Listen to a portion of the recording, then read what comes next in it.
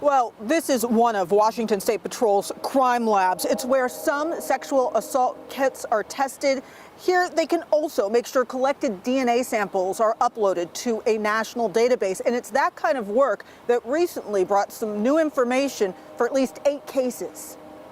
The effort to end the evidence backlog has been a focus for Attorney General Bob Ferguson. And frankly, giving a voice to those victims. 8 years ago, Washington had more than 10,000 untested rape kits. We had a number of kits sitting on shelves for a number of reasons. In March, Representative Tina Orwall said progress has been made with thousands of kits tested, but there is another problem that's related, which is convicted felons in our state are legally required to provide their DNA to law enforcement.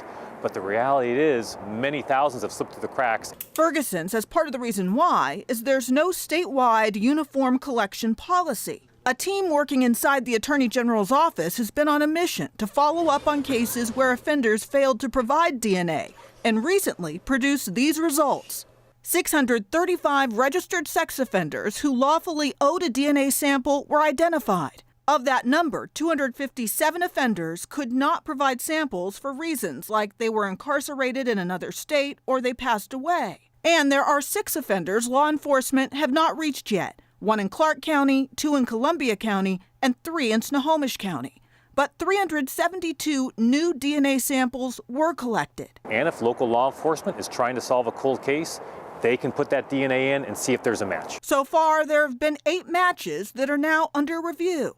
3 hits are for unsolved sex offenses in Washington. In 2 cases, the offender was already convicted or a confirmed suspect. And 3 hits are from out-of-state offenses. Each of these numbers is some individual story, right? A sexual assault survivor who really needs justice and accountability for what happened.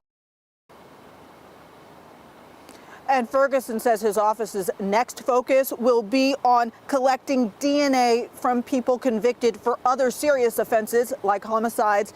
That way they can get more DNA into that national database. He says that part of the project should be done by early summer.